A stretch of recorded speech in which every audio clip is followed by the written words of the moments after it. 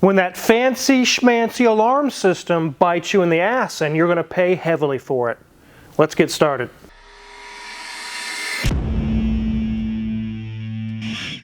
This is a 1995 Lexus LS400. We've been on a kick lately about Lexuses, and they've not had major serious issues, but they've been having a few issues. They're older. Age gets caught up to every car on the planet, really. Today we're going to talk about how sometimes a customer brings a car with a complaint, but they don't give all the information, and after you've checked a whole bunch of other things, they finally reveal that final piece of information that really would have been nice to have at the beginning, and how it led to figuring out why this thing won't start, which is the problem. Has nothing to do with the original design of the car at all. It should be running by now. Also, this has 300,000 miles on it. It's amazing. Let's take a look around this LS400. Well, we've seen this front end a lot lately, Mrs. Wizard. We have, which just seems very odd because they're so reliable. This is the fancy front end of an LS400. It's kind of like a Mercedes-Benz, like I've mentioned before. Very elegant. For 300,000 miles, the paint actually isn't too bad on this car. It is a two-tone, it's got a lighter gray at the bottom and almost black, a dark charcoal on top. You can see it hasn't had any serious collisions, but there is some rust going on the body. Both rear wheel wells are really starting to show some rust. And on top of the rust, there's some road rash, like maybe they hit something and it scraped it pretty bad through here. It didn't dent it, it just scratched it pretty good. One thing the customer did tell us as well, they admitted this thing's been severely abused. Let's go ahead and hop under the hood. The owner of this car says that this was their grandson's car, and the grandson has unfortunately passed away. I'm very sad to hear that. I don't know who abused it. It just says car has been very abused. I'm not going to jump to conclusions, but it has been abused. But even with the abuse and 300,000 miles, I'm quite amazed at the condition of this car. Let's go ahead and get the hood open. Here's our 1UZ FE. It is a tank of an engine, a beast. These things can go 500,000 miles without sweating it. It does show a timing belt water pump sticker. You can just barely read it, maybe 275, 200 and something anyways. I can't exactly read it anymore. I always put clear tape over the top of these when I do them. You can't really see it. It's 2 something, 290, 270, somewhere in that range. But that's not the first one. There's another one right here. This one was done at 93,000 miles, timing belt replacement.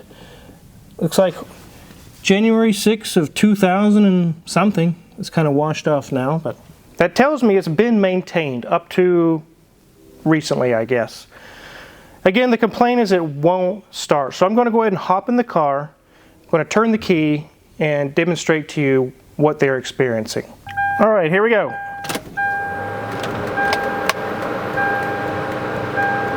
Nothing. Kind of a low, dull thud that you can hear. But nothing happens. We'll try it in neutral.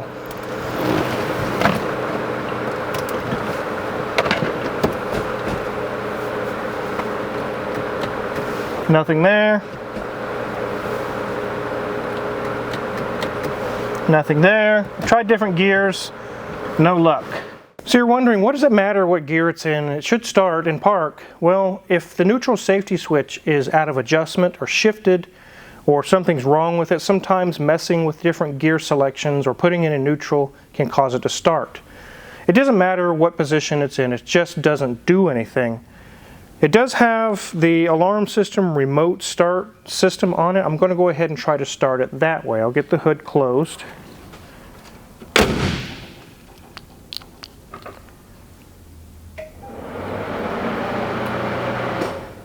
It clicks and then stops. It tries a few times. Here's a second time. Nothing. And a third time.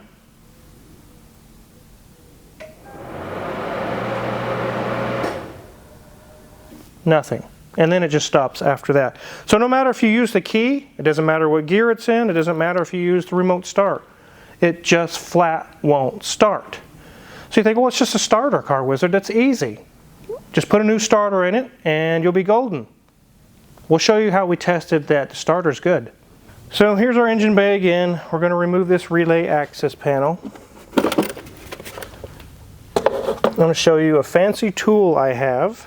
You guys have seen these in the past videos I've done years ago. I still use these little tools today. They're in our Amazon affiliates link in the description below. They're these little relays. It goes in like a relay with the normal pins, and it's various different shapes and sizes. There's multiple ones of these. And then the computer no longer controls that relay. I do with this switch. So let's remove the starter relay and let's make the starter engage. If it's bad, it won't do anything. So this one's our starter right here, this little purple, the purple nurple here.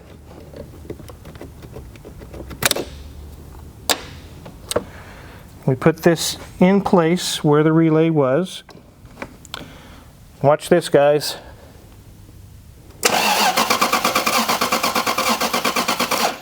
The engine wants to start. The starter works. It's fine. There's nothing wrong with the starter. Something's not triggering it to start. So Danielson dived in. He spent quite a lot of time figuring out where are the powers, grounds, things going on. Is everything there that's supposed to be? And he's finding out that power to the starter and also the ECM and the fuel injection relays is not being triggered. It's not being even turned on. He's like, oh boy, we've got some wiring issues or an ECM issue. And before we dive into that, let's let Mrs. Wizard give you guys an interior review. What does an interior look like on a Lexus LS400 that has 300,000 miles on it? Look at that, 303,078 miles. Wow, that is insane. I'm gonna go ahead and turn it off to protect that battery. Just wait, you are going to be so impressed. This thing is in a great condition.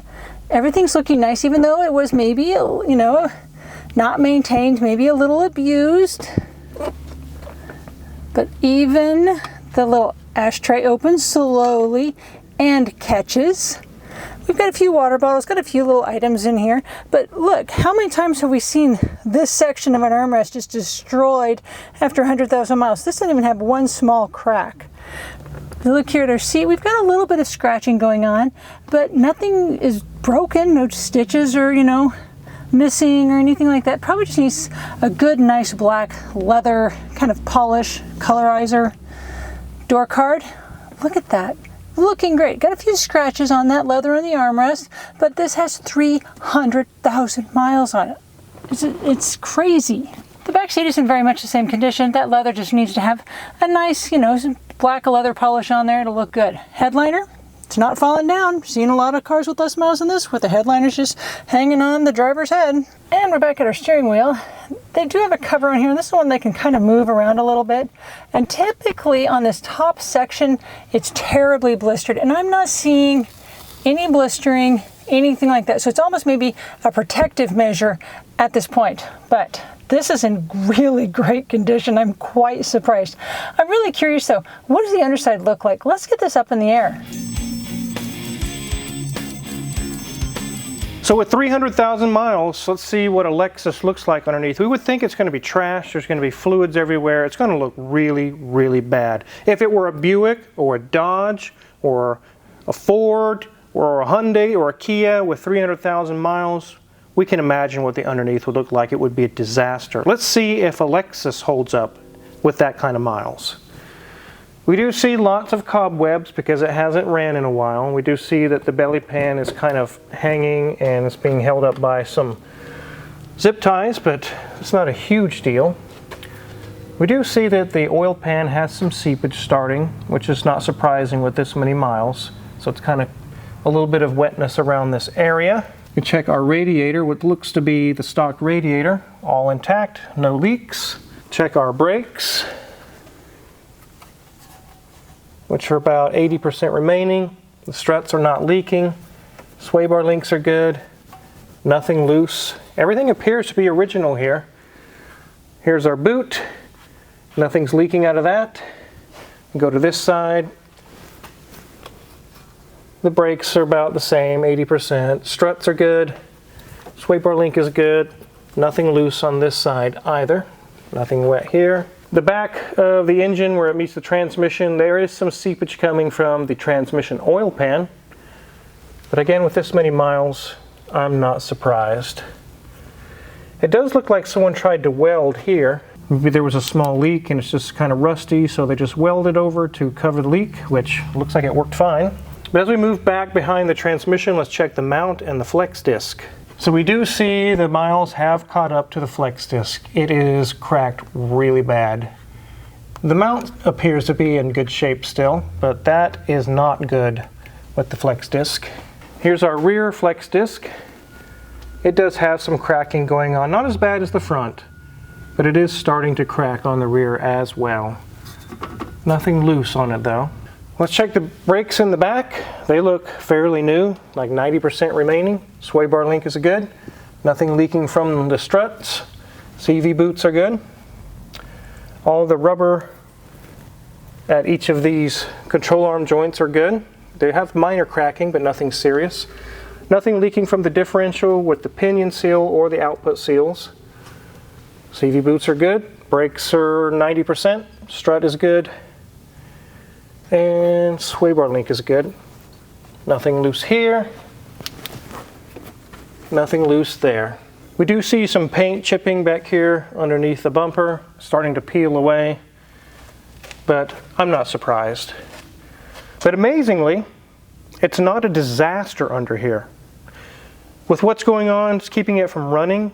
If that's fixed, this vehicle will continue to run and drive. You put a new flex disc on the front and rear of the drive shaft and a few small services, it would be back on the road again. Let's get this thing on the ground. So an engine needs three things to start. It needs air, fuel, and ignition, spark. Something's keeping it back with one of those three. We did hear the starter turn over, and even with the starter running, I can hear the starter's good, but I can also hear it's got good compression. It has even staccato pattern. It doesn't sound like it's one side's higher than the other or faster than the other. It's all even. So the engine sounds healthy. Why won't it start? We got talking with the customer, and we hadn't really mentioned the remote start or alarm system too much yet. But she mentioned that it would start with that, with the remote start, but it quit starting normally. And then finally it just quit starting altogether. And we're like, aha. I've seen this about 14 or 15 times in the 25 or more years I've been doing this work. Alarm systems which sound like a good idea at first, with remote start and power locks and all those fancy features, it's going to fail at some point. And when it does, you will be 100% stranded, just like this car. Let's show you what we found out under the driver's footwell area. Get these little plugs out of the way. Get that one out of the way. Get that one out of the way. And here we have our remote start alarm system. Just kind of dangling there. It doesn't look like it was installed very well. So therein lies our problem. One thing that's interesting, you can see that it caught on fire over here by the foot pedal. The accelerator pedal even melted the pedal. We're not sure if that has anything to do with this. It looks like possibly a cigarette or something was dropped and it caught on fire. But man, look at that. You put your hand through it. So Danielson went to work and tested the inputs and outputs of that system. The car kind of wants to start, it wants to do its thing, but it's not making it through that alarm module. It's not sending out the OK to start for the relays that I just showed you. There's the EFI relay, there's ECM relay, the starter relay. All those things are just not activating. Something inside that module has failed, and it just says, you're done, bro. You're not going anywhere. There's no magic trick. There's no magic wire you can jump real quick to make it start. You're screwed. Now, we're going to get with the customer and see if they want to spend the time to dive into this. I recommend we're going to rewire it and put it back stock and take that alarm system and yeet it in the trash. because it's just going to happen again. It's going to fail at some point. I'm not a fan of aftermarket alarm systems or remote starts and things. It seems like they always fail. Even my own parents had a remote start on their Honda Accord that failed on them. Luckily, it was only a couple years old. They took it back where it was installed and they were able to warranty it, but it did leave them stranded. It was very, very inconvenient. So we'll get with the customer. Hopefully we can get that fixed, but even if we get it to start and run, you just saw with your own eyes, it needs so much more work. It needs flex disc, it needs oil leaks fixed. It needs several things on it to make it run safely. And with 300,000 miles and all the rust you just saw, what is this car worth? $1,000, maybe? 1,500 bucks tops? What if it costs that much to get it running again? That decision needs to be made by the customer. We'll present the data, they can make the decision, but definitely wanted to do a video today to show you guys that sometimes you get led down one path only for the customer to tell you some information that gets you finally on the correct path. You're like, okay, we were over here, we actually needed to be over here. Now we found the answer, and it's not good. So if it wasn't for that pesky alarm system, like I mentioned, this thing would still be running. And it has life left in it. I'm telling you guys, these LS400s, 350, 450, 500,000 miles is very real possibility for them. So if you're curious what kind of tools we use to diagnose this Lexus or work on any of the cars in the shop, check our Amazon affiliates link in the description below. All the tools that we use in the shop are for sale there. And if you purchase any of them, we get a small cut and we really appreciate it. And make sure to hit the subscribe button because more videos for you guys are all back on the back wall. Thanks for watching.